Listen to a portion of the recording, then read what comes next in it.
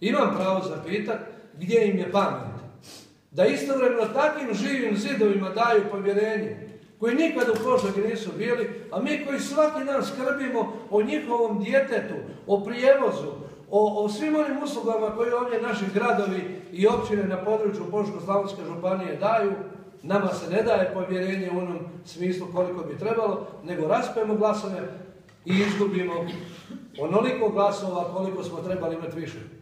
Pa nemojte me sutra više pitati gdje je cesta, gdje je brana, gdje su prijevozi. Izvolite, javite se Živom zidu, javite se svima tima, vi koji ste dali povjerenje tim drugim strankama koji vam nikad neće ništa u životu napraviti. A nama uskraćujete povjerenje da nastavimo na projektima koje smo započeli za opstojnost ovih ljudi na Požeško-slavonskoj županiji. Zato sam razočaran.